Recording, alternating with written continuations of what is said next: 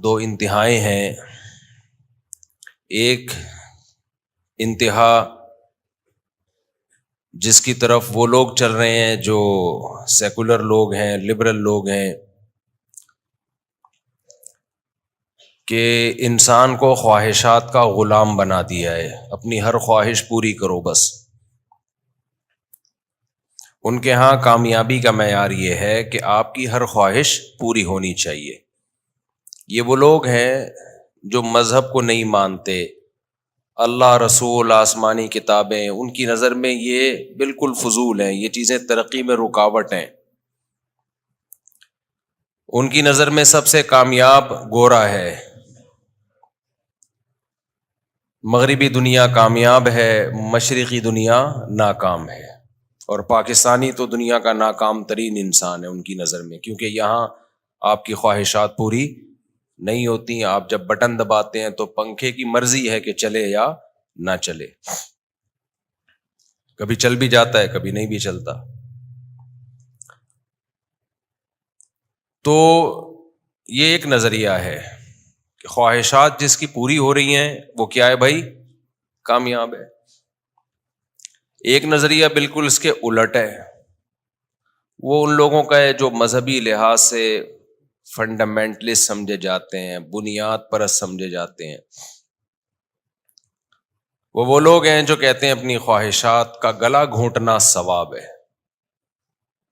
ان کو کوئی گاڑی میں بیٹھا ہوا اچھا نہیں لگتا، جہازوں میں اڑتا ہوا اچھا نہیں لگتا، 4 شادیاں کرتا ہوا اچھا نہیں لگتا، اچھی گھڑی ہاتھ میں ہو، اچھا موبائل ہو، اچھے کپڑے ہوں، اچھے جوتے ہوں، اچھا گھر ہو. وہ اس کو دین کے خلاف سمجھتے ہیں، وہ اس کو عیاشی سمجھتے ہیں. وہ کہتے ہیں یہ اللہ والوں کا یہ کام نہیں ہے. نیک لوگ ایسے نہیں ہوتے، نیک لوگوں کے ناڑے لٹک رہے ہوتے ہیں، پائنچے آڑے ترچھے ہوتے ہیں، پھٹے پرانے کپڑے پہنتے ہیں. اور بہت زیادہ نیک بننا ہے تو پھر آپ چلے جائیں بدھسٹ کے جو بڑے لوگ ہیں، سر پہ بال نہیں رکھتے، کپڑے نہیں پہنتے سلے ہوئے، 1-2 چادروں میں ہی پوری زندگی نکال دیتے ہیں. اور بعض تو ایسے ہیں جو چادر کا بھی تکلف نہیں کرتے. ان کے جب یوٹیوب پہ انٹرویو آتے ہیں تو احتیاطاً سامنے کرسی رکھ دی جاتی ہے تاکہ جتنے بھی مقامات ہیں جس حد تک چھپ سکتے ہیں ان کو چھپایا جا سکے، ورنہ ان کی طرف سے کوئی انتظام نہیں ہوتا. وہ کہتے ہیں دنیا سے بے رغبتی، کپڑے بھی کیوں پہنے ہم، بس ایسے ہی ننگ دھڑنگ زندگی گزارو. اپنے آپ کو غیر ضروری مصیبتوں میں ڈالتے ہیں. آپ نے دیکھا ہوگا ایک انٹرویو آیا کسی شخص کا، وہ کرالنگ کر کے چلا ہے، کہیں مندر میں جا رہا تھا، پتہ نہیں کتنے کلومیٹر کا سفر پاؤں پہ چل کے نہیں بلکہ کرالنگ کر کے، لیٹ کے گھسٹتا ہوا گیا ہے. بھائی اس سے بھگوان خوش ہو جائے گا. عیسائیت میں بھی رہبانیت تھی. رہبانیت کا مطلب بھائی دنیا سے بے رغبتی، دنیا سے کنارہ کشی، اللہ اللہ کرتے رہو بیٹھ کے. تو یہ 2 انتہائیں تھیں. ایک طرف جو آج کل ویسٹرن کلچر ہے، خواہشات جو دل چاہ رہا ہے وہ کیا کرو؟ پورا کرو. ہاں جب تک کسی دوسرے انسان کو نقصان نہ ہو. اگر دوسرے کو نقصان ہو رہا ہے تو پھر یہ انلیگل ہے، کیونکہ سب کو رہنے کا حق ہے، عیاشی کا سب کو حق ہے. تو ایسا نہ ہو ایک کی عیاشی کی وجہ سے دوسرے کو نقصان ہو رہا، دوسرے کو نقصان نہ پہنچاؤ، باقی جو مرضی کرنا ہے کرو. شراب پیو، اتنی نہ پیو کہ دوسرے کو نقصان ہو. زیادہ پی لی تو پتہ چلا کہ اسی کو مار دیا آپ نے. تو زیادہ پینی ہے تو گھر کی 4 دیواری کے اندر رہ کے جتنی چاہو پی لو. تو یہ ایک کانسیپٹ ہے اور یہ اس پہ گورا چل رہا ہے. اور ہمارا مسئلہ یہ ہے کہ ہمارا جو مذہبی طبقہ ہے وہ ایک انتہا پر ہے، اس کو ترقی پسند ہی نہیں ہے، اس کو اچھا کھانا پسند ہی نہیں ہے، اس کو گاڑیوں میں گھومنا پسند نہیں ہے، اس کو جہازوں میں گھومنا پسند نہیں ہے، اس کو 4 شادیاں پسند نہیں ہیں، اس کو اچھا لباس پسند نہیں ہے. وہ اس کو سادگی کے خلاف سمجھتے ہیں، اور کسی میں یہ چیزیں دیکھیں تو اس کو برا سمجھنا شروع کر دیتے ہیں. شو مارتے ہیں کہ ہم تو پھٹ پھٹی پہ گھومتے ہیں، ایسا سادہ ہمارا نظام ہے. بھائی اگر تمہارے پاس پیسے ہی نہیں ہیں گاڑی خریدنے کے تو آپ پھٹ پٹی پہ گھومو. اگر خریدنے کے پیسے ہیں تو پھر پھٹ پٹی پہ گھومنا کیا ہے بھائی؟ یہ کنجوسی. It is called کنجوسی. کیونکہ میں بار بار حدیث پیش کرتا ہوں, ان اللہ یحب ان یری اثر نعمتہ علی عبدہ. اللہ یہ چاہتے ہیں کہ جب کسی کو کوئی نعمت دیں تو اس کے اثرات نظر آنے چاہیے. دولت ہے تو لباس سے, سواری سے, پوشاک سے, لائف اسٹائل سے دولت جھلکنی چاہیے. ابھی کچھ دن پہلے ایک صاحب نے مجھے بہت سوال پوچھا. بعض دفعہ لوگ سوال جب پوچھتے ہیں تو چپک جاتے ہیں, وہ ان سے جان چھڑانا بڑا مشکل کام ہو جاتا ہے. تو انہوں نے مجھے کہا کہ مجھ سے سوال پوچھا کہ کسی کے پاس دولت ہو تو آپ جو حدیث بیان کرتے ہیں کہ اس کے لباس سے, اس کے لائف اسٹائل سے, اس کی سواری سے دولت نظر آنی چاہیے, حدیث پیش کی نا میں نے, تو یہ تو نمائش نہیں ہے دولت کی, یہ جائز ہے اسلام میں. ان کا کہنا یہ تھا کہ یہ کیا ہے, یہ دولت کی نمائش ہے, یہ تو حرام ہے. میں نے کہا میرے بھائی, نمائش میں اور آسائش میں فرق ہے. آسائش کہتے ہیں آرام والی زندگی, نمائش کہتے ہیں دکھلاوا, لوگوں کو نیچا دکھانے کے لیے اپنی دولت کی نمائش کرنا. دونوں میں کیا ہے, فرق ہے. اب آپ کے پاس زیادہ پیسہ ہے, آپ اچھی گاڑی رکھتے ہو, تو گاڑی کیا گھر کے اندر بند کرو گے یا باہر لے کے نکلو گے بھی؟ اس کو آپ چلانے کے لیے رکھی ہے نا آپ نے.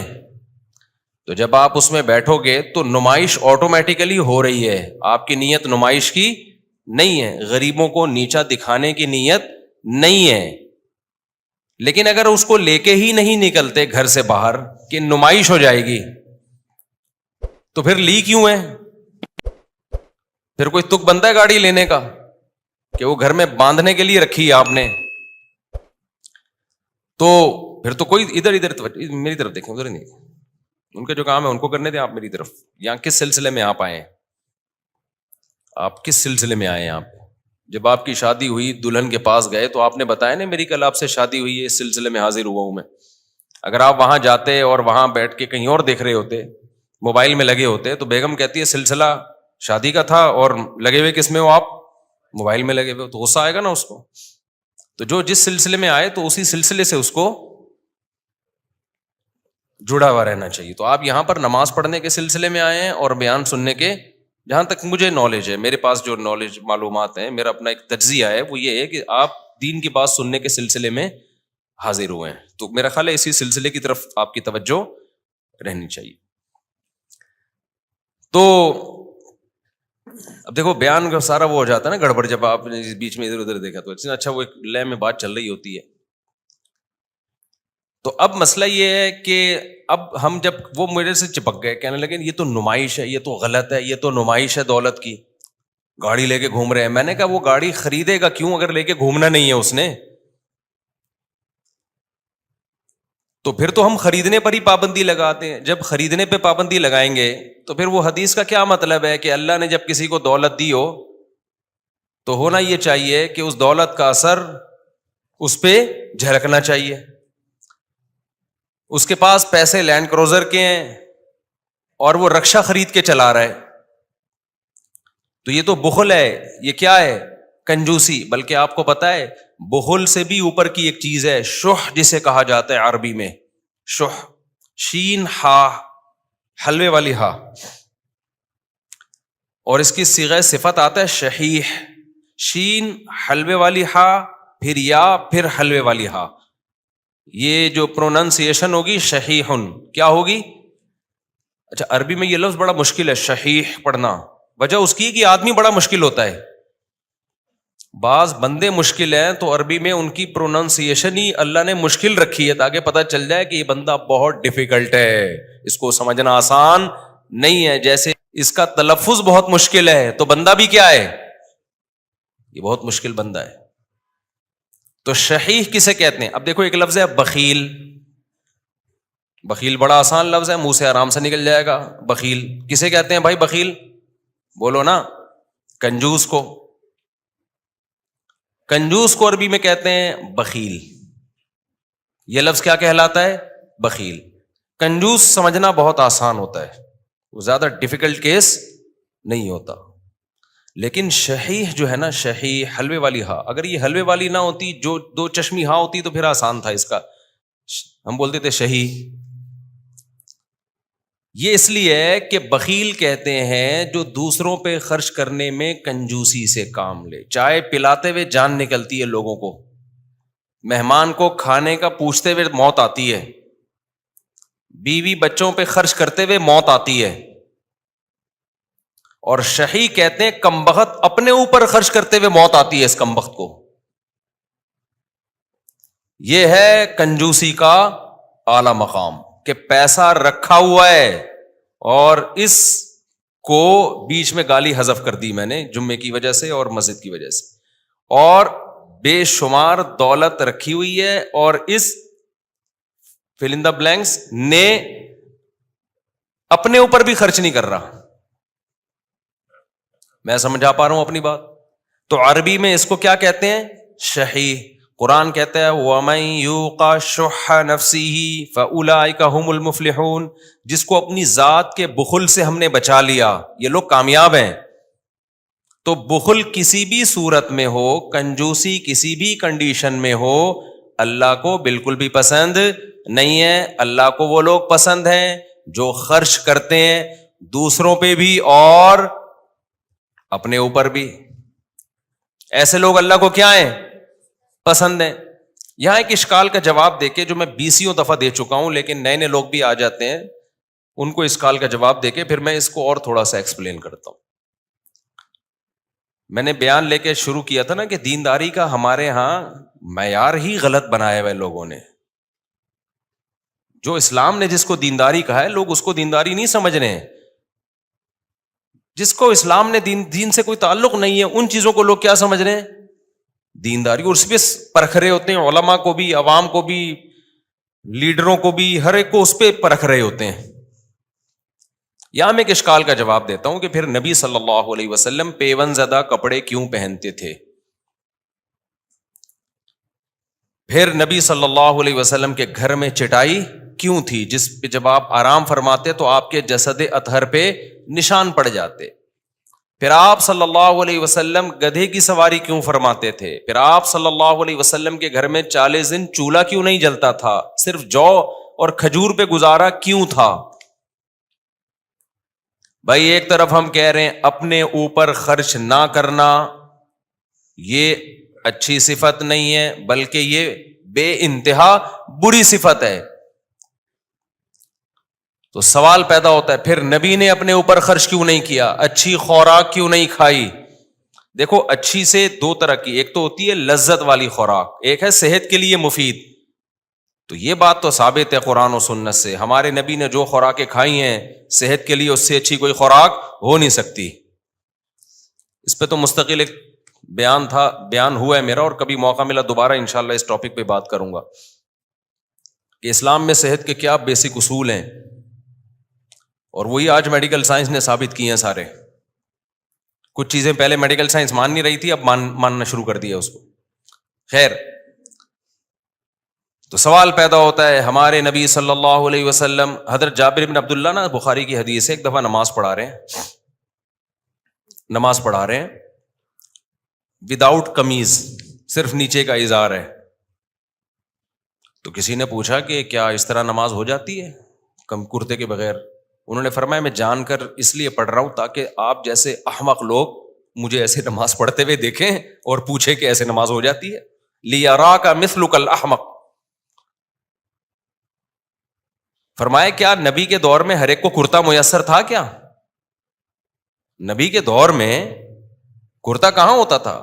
اتنی غربت تھی کہ ایک ازار میں ہی لوگ نماز پڑھتے تھے. تو کیا تمہیں اتنا نہیں پتا نبی کے دور میں کہاں سے دو کپڑے لوگوں کے پاس آتے تھے؟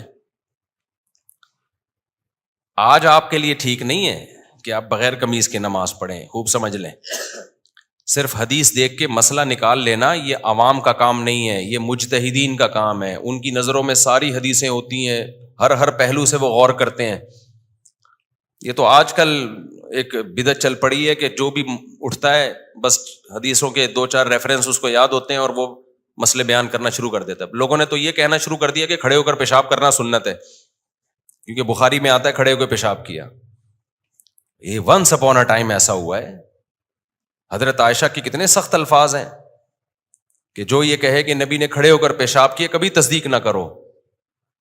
وجہ اس کی ہے کہ نبی کا یہ عام معمول نہیں تھا. پھر بھی ہم کہتے ہیں کہ ایک دفعہ کیا ہے نبی نے اور صحیح سند سے ثابت ہے, تو ونس اپون اے ٹائم ایسا ہو گیا, اس میں کوئی عذر ہو سکتا ہے.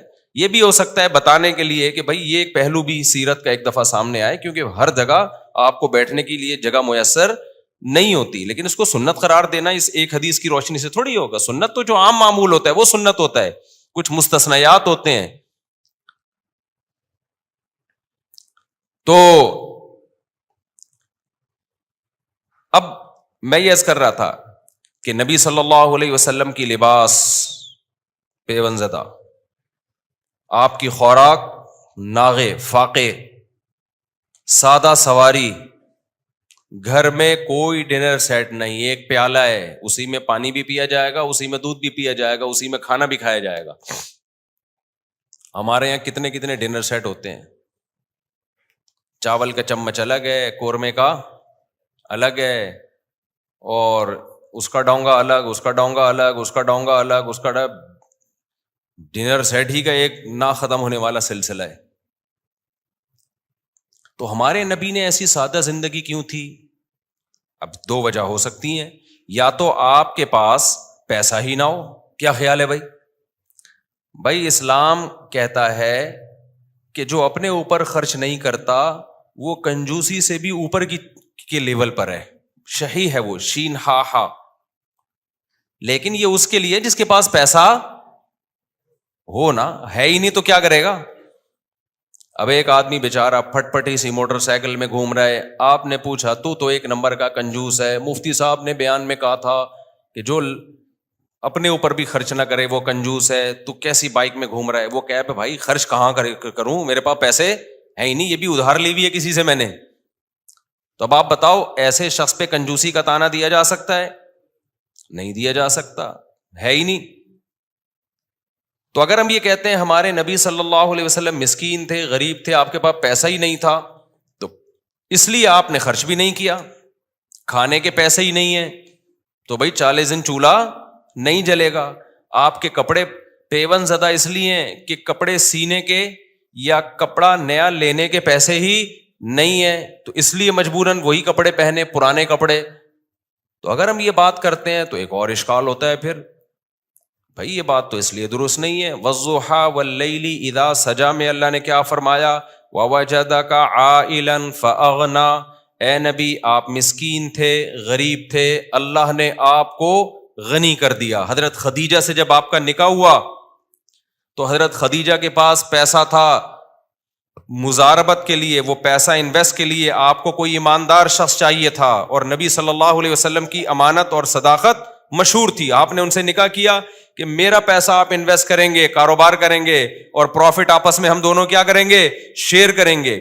اس نکاح کے بعد اللہ کہتے ہیں کہ نبی ہم نے آپ کی غربت کو دور کر دیا. تو پھر اشکال لوٹ کے آ جاتا ہے, بھائی جب نبی صلی اللہ علیہ وسلم غریب بھی نہیں تھے تو پھر جو کی روٹی کیوں کھا رہے ہیں, 40 دن کھجور پہ گزارا کیوں کر رہے ہیں؟ کھجور پانی پہ گزارا چلتا تھا 40 دن. اور ہمارے نبی کا کھانا بھی تو دیکھو, شدید بھوک لگی ہے تو ایک چیز تھی جس سے پیٹ بھرا جاتا تھا, یا تو کھجوریں کھا لی اور پانی پی لیا, یا دودھ پی لیا. دودھ جس حدیث میں بھی ہمیں ملتا ہے نا, کھانے کے ساتھ نہیں ملتا. دودھ کو ہمارے نبی نے کھانے کے طور پہ استعمال کیا ہے. آج دودھ جو لوگوں کو فائدے کے بجائے نقصان پہنچا رہا ہے نا, اس لیے پہنچا رہا ہے کہ 2 پراٹھے کھانے کے بعد 1 گلاس دودھ کا ڈاکٹر مشورہ دیتے ہیں کہ کائنڈلی صبح ناشتے میں آپ 1 گلاس دودھ لازمی پیا کریں. تو آپ نے کیا, اور وہ بھی ڈبے کا پی رہے ہوتے ہیں, تو تھوڑے دن میں ڈبے جیسے بن جاتے ہیں. اور ڈبہ جیسے کبھی کبھار لیک بھی ہوتا ہے نا, تو ایسے ہی انسان بھی کیا ہو جاتا ہے, ڈبے کی طرح بننے کے بعد کیا ہو جاتا ہے. دودھ یہ کھلا پیا کرو, بار بار کہتا ہوں.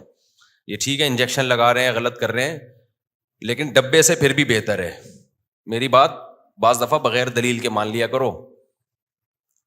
اس لیے کہ ہم نے بہت اس کے پیچھے ریسرچ کی ہوئی ہوتی ہے، ایسے ہی بیٹھ کے نہیں ایک دم سے آدمی پھینک دیتا. ڈبے سے 1000 گنا بہتر ہے یہ. جیسے یہ جو جوسز آ رہے ہیں نا ڈبے کے جوسز، چاہے کتنی اچھی کمپنی ہو، کتنی ہی اچھی کمپنی ہو، بالکل بھی 2 نمبری نہ کرتی ہو، پھر بھی اس سے بہتر ہے پھلوں کا رس خود گھر میں نکال کے وہ 1 چمچ پی لو گے وہ اس پورے ڈبے سے، اس ڈبے کے 20. اور یہ لطیفے مت سنایا کرو کہ یہ ڈبے کے اوپر لکھا ہوا ہے وٹامن سی اتنا. یہ لکھا ہوا ہوتا ہے اندر وٹامن سی سوال ہی پیدا نہیں ہوتا. سنگترے کا جوس ملتا ہے نا ڈبوں میں، کہتے ہیں اس میں اتنا وٹامن سی ہے، تو لکھنے پر گورنمنٹ کی طرف سے کوئی پابندی. وٹامن سی تو محفوظ رکھنا بڑا مشکل کام ہوتا ہے، وہ تو ہیٹ سے اڑ جاتا ہے، اور اس میں جس قسم کے اس کو محفوظ رکھنے کے لیے جو کیمیکل ڈالے جاتے ہیں ان جوسز میں، وہ کیمیکل وٹامن سی کی ایسی کی تیسی ہوگا. Vitamin C once upon a time, اب نہیں ہے اس میں. تو خیر یہ ٹاپک پھر ادھر ادھر ہم نکل جاتے ہیں. تو یہ ڈبے وبے بس ہوتے ہیں. اچھا خیر، تو دیکھو یہ بڑا مسئلہ ہے میرے ساتھ، اچھی بلی بات چل رہی تھی. ہاں تو نبی صلی اللہ علیہ وسلم دودھ جو پیا کرتے تھے شدید بھوک کی حالت میں، بس دودھ ہی کھانے کے. اس لیے نبی نے فرمایا کہ لا یجزئ من الطعام والشراب الا اللبن او کما قال صلی اللہ علیہ وسلم. فرمایا دودھ ایک ایسی چیز ہے جو پینے سے بھی کافی ہے اور کھانے سے بھی کافی ہے، یعنی پیاس کے لیے بھی اور کھانے کے لیے بھی. آپ کو پیاس بھی لگ رہی ہے، بھوک بھی لگ رہی ہے، تو آپ نے دودھ کی تعریف کی، فرمایا دودھ پی لو، پیاس بھی ختم اور بھوک بھی ختم. کئی حدیثیں ایسی کہ شدید بھوک میں آپ صلی اللہ علیہ وسلم جب گھر تشریف لائے تو شدید بھوک کی حالت میں پوچھا کچھ کھانے کو ہے، تو دودھ کا پیالہ پیش کیا گیا، آپ نے دودھ پیا اور بس سیر ہو گئے. تو ہم لوگ جو دودھ پی رہے ہیں شدید بھوک میں نہیں پیتے. ہم لوگ شدید بھوک میں تو پہلے تو پھوڑیں گے طبیعت سے کہ یار مزہ نہیں ہے یار، پہلے طبیعت سے پھوڑ پھاڑ کے پھر اس کے بعد 1 گلاس دودھ پی کے سو جائیں گے.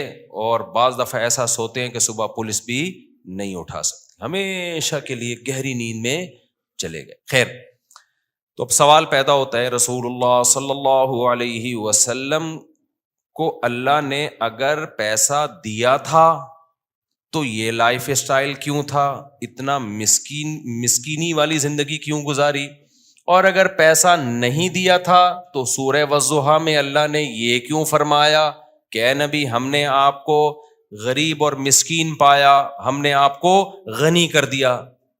حضرت خدیجہ سے جب نکاح ہوا تو نبی کی غربت دور ہو گئی. یہ اشکال سمجھ میں آ رہا ہے کہ نہیں آ رہا؟ یہی وجہ ہے کہ لوگ اشکال کرتے ہیں کہ یار نبی کے لائف تو ایسی تھی، اور دیکھو یہ آج کل کے نیک لوگوں کو دیکھو. لو ہمارے نبی ان مالداروں میں سے ہیں جن کو اللہ نے دولت دی، لیکن صبح آئی دولت تو شام ہونے سے پہلے ساری صدقہ، شام کو آئی تو صبح ہونے سے پہلے ساری صدقہ. پیسہ رکھا نہیں آپ نے. کنجوس اس کو کہتے ہیں پیسہ رکھے اس کے بعد خرچ نہ کرے. یہ سب سے اعلیٰ مقام ہے جس پر اللہ نے سید الانبیاء کو فائز کیا تھا کہ پیسہ ہے مگر شام ہونے سے پہلے سارا بولو صدقہ. شام کو آیا تو صبح ہونے سے پہلے سارا صدقہ. اتنا بڑا ظرف اگر کسی کا ہے کہ وہ رکھتا ہی نہیں ہے پیسہ، وہ سارا صدقہ کر دیتا ہے، خرچ کر دیتا ہے، اتنا بڑا ظرف اگر کسی کا ہے تو اس کے لیے یہ جائز ہے کہ دولت کے باوجود وہ پیون زدہ کپڑے پہنے. اس کے لیے جائز ہے کہ وہ دولت ہو اس کے پاس اور وہ صبح خرچ کر کے شام کو فاقے پہ گزارا کرے. تو جس کا ظرف اتنا بڑا ہے اس کے لیے یہ لائف اسٹائل بھی کیا ہے؟ جائز ہے. تو میں یہ عرض کر رہا تھا کہ ہمارے نبی صلی اللہ علیہ وسلم کو اللہ نے دولت دی مگر آپ نے رکھی نہیں، جس کی وجہ سے ہمارے نبی کا لائف اسٹائل ایسا تھا کہ اس میں عیش و عشرت کا کوئی سامان نہیں تھا. لیکن اگر کسی نے پیسہ رکھا ہو پھر اگر وہ استعمال نہ کر رہا ہو تو یہ کنجوسی کا اعلیٰ درجہ ہے، شریعت اس کو پسند نہیں کرتی. آج لوگ پیسہ رکھتے ہیں، پیسے ان کے پاس جو ہے نا وہ فراری رکھنے کے ہیں اور گھوم رہے ہیں پھٹ پٹی پر، اور جب ان سے پوچھا جائے کہ یار یہ تمہارا لائف اسٹائل کیسا ہے تو جواب دیتے ہیں ہمارے نبی کی زندگی کیا تھی؟ سادہ تھی. تو بھائی ہمارے نبی کے اکاؤنٹ میں پیسے نہیں ہوتے تھے, آپ کے تو اکاؤنٹ میں پیسے ہیں, آپ کے تو بحریہ ٹاؤن میں پلاٹ ہیں, پھر جو کی روٹی کھا رہے ہوتے ہیں.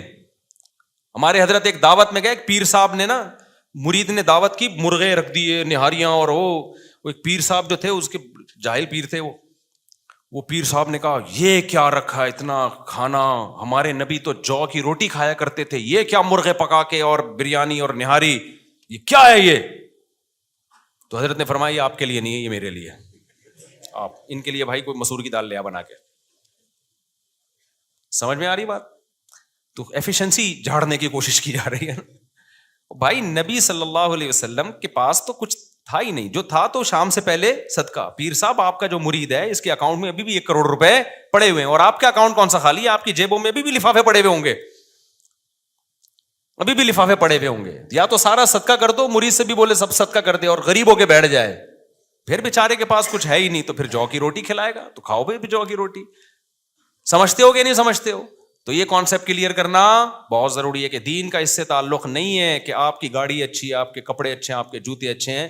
اگر آپ کے پاس پیسہ ہے تو پھر اگر آپ کی گاڑی اچھی نہیں ہے تو پھر آپ بے دین ہیں, کیونکہ آپ اپنے اوپر خرچ کرتے ہوئے موت آ رہی, اور آج آ رہی ہوتی ہے.